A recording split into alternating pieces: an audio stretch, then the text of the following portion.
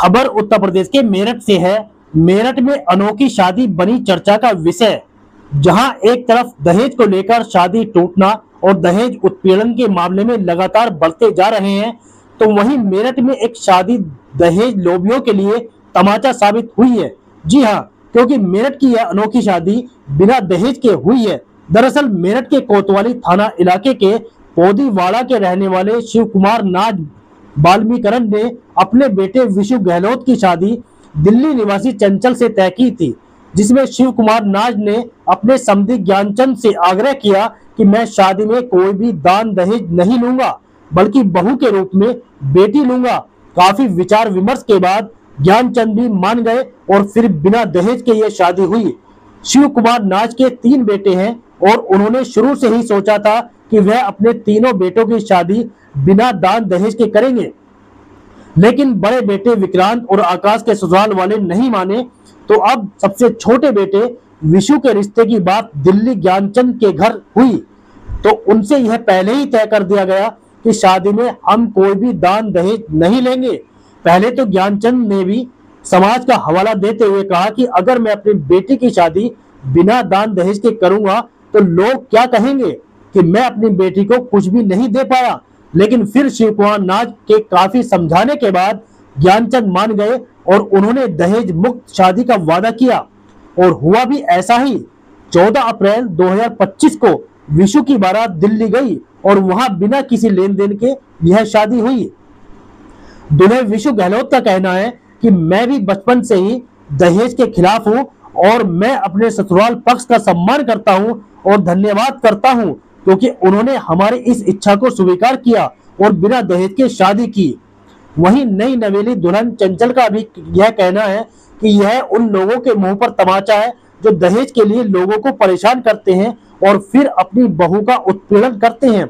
लेकिन मैं शादी होने के बाद जब ससुराल आई तो मुझे यहाँ इतना प्यार, इतना मान सम्मान मिला कि मुझे अपने मायके की याद तक नहीं आई। चंचल की जेठानी यानी विशु की भाभी संगीता का कहना है कि हमें दान दहेज नहीं, बल्कि मेरी देवरानी के रूप में एक छोटी बहन चाहिए थी, जो मुझे मिल गई। और मेरी देवरानी बहुत अच्छी है, शिक्षित है, और मेरे ससुराल के लोग भी, विशेषकर मेरे ससुर, हमें अपनी बेटियों की तरह रखते हैं। वाल्मीकि समाज के वरिष्ठ समाज सेवक रविंदर वेद वाल्मीकन ने का कहना है कि जो लोग अपने बच्चों के शादी में दहेज देने के लिए मेहनत करते हैं और पैसे कमाने में अपनी जिंदगी बिता देते हैं, उन लोगों को केवल अपनी बच्चों को अच्छी शिक्षा और संस्कार देने चाहिए, ताकि वह बेटी जिस घर जाए उस घर को स्वर्ग बना दे। और शिव कुमार नाज ने यह जो समाज में पहल की है, इस पहल को समाज के हर व्यक्ति को अपनाना चाहिए और समाज को दहेज मुक्त शादी करनी चाहिए। क्या नाम आपका? शिव कुमार नाज, वरिष्ठ समाज सेवी। अच्छा शिव कुमार जी, आपने अपने बच्चों की शादी की है और सुनने में आया कि आपने दहेज नहीं लिया, क्या है पूरा मामला? ये दहेज नहीं लिया ये बात सुनने में आ रही है, लेकिन मैंने दहेज के रूप में एक अनमोल रतन को अपने घर लाया हूँ, जिसका नाम चंचल है। वो मेरी बहुनी बेटी है, और जिस बाप ने एक अनमोल रतन को मेरे सुपुर्द किया है, फिर दहेज नाम जैसी चीज का तो कोई महत्व नहीं रह जाता। मेरा बचपन से सपना था कि मैं अपने सभी बच्चों की शादियां जो दहेज रहित करूं, किंतु समय होता है, क्योंकि दहेज के विषय में जब भी बात आती है तो दोनों पक्षों का एक दूसरे के प्रति सहयोग जरूरी है, मानना जरूरी होता है, क्योंकि वन साइड कभी कुछ नहीं होता। मैं हकीकत में ऋणी हूँ ज्ञानचंद जी का, जिन्होंने मेरी इस बात को सहर्ष स्वीकार किया, और मैं अपने जो दिल के अरमान थे उन्हें पूरा करने में जो है पूरी तरह सफल रहा। और ये सफलता मैं जो है अपने सहयोगों को भी देना चाहता हूँ। हमारे बीच में रविंदर वैद्य जी भी हैं, मेरी कई बार भी उनसे बात हुई इस बात को लेकर, उन्होंने भी कहा बहुत अच्छा काम कर रहे हो।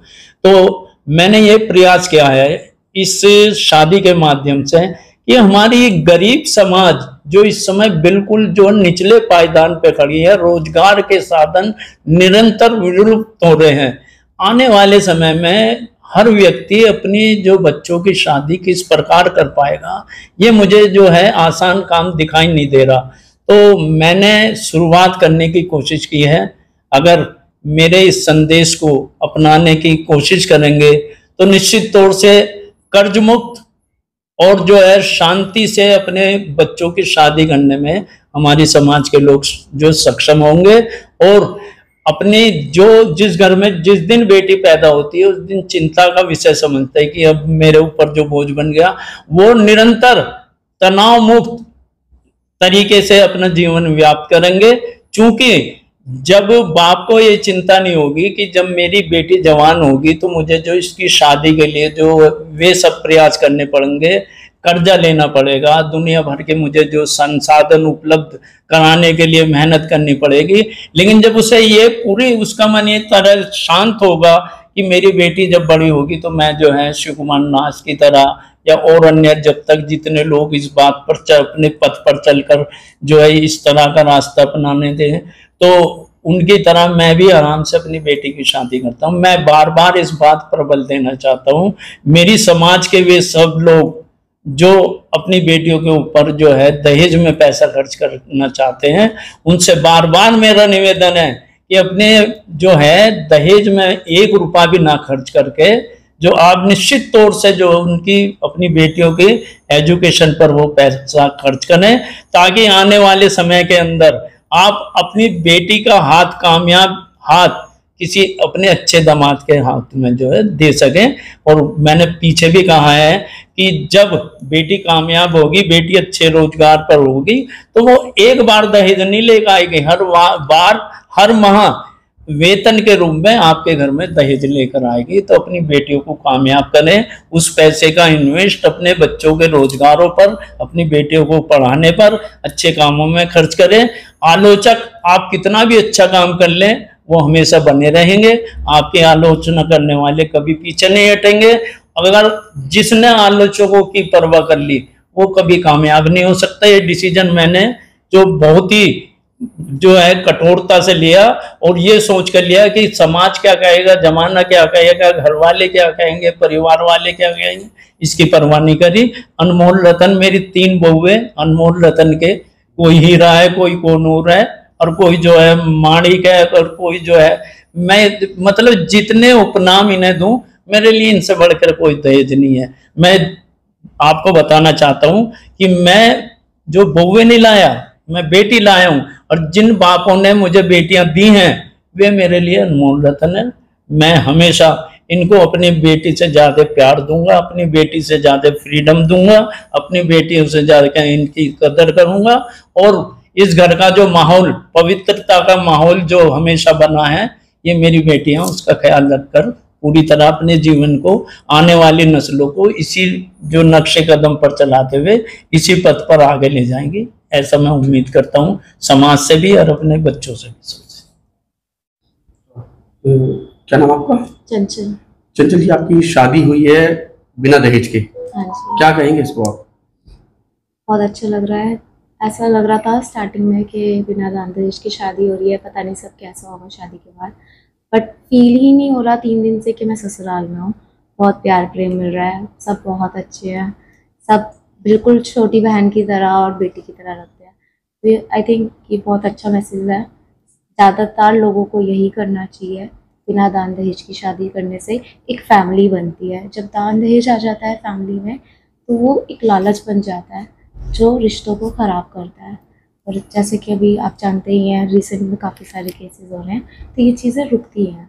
मैं तो ये कहूँगी कि आप इस चीज़ को देखकर कुछ सीखिए, एजुकेटेड बनिए, और बिना कुछ लिए दिए शादी का जो हमारे पापा जी ने स्टार्ट किया है तो बहुत अच्छा मैसेज है मेरे हिसाब से।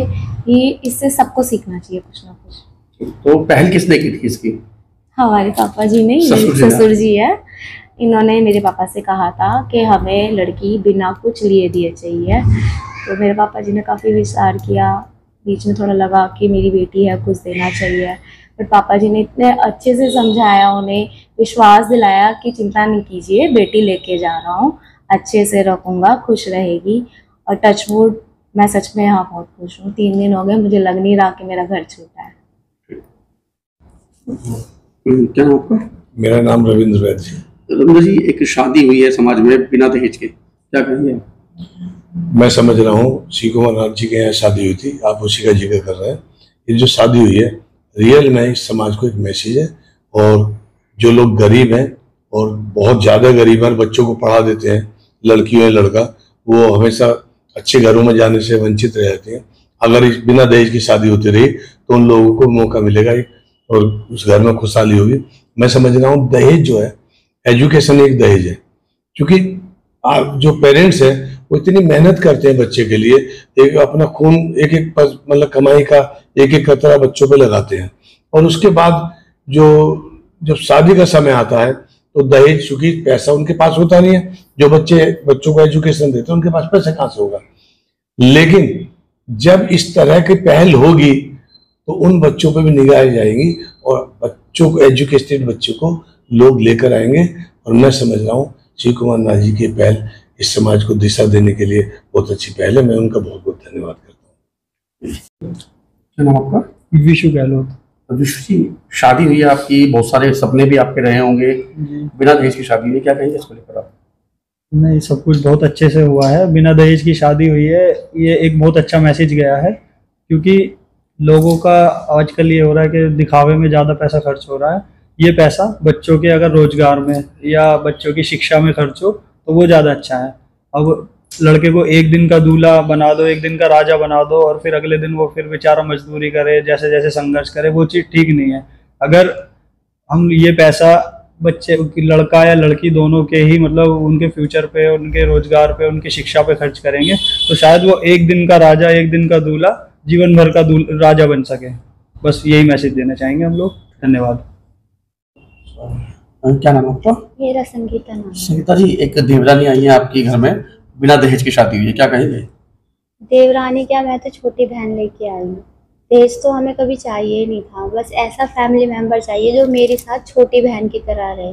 जैसे मैं साथ में रहती हूँ सबके, पापा जी हमें बेटियों की तरह रखते हैं, ऐसा एक और मेंबर चाहिए था जो ऐसे ही खुशहाल रहे, पूरा परिवार मिलके रहे।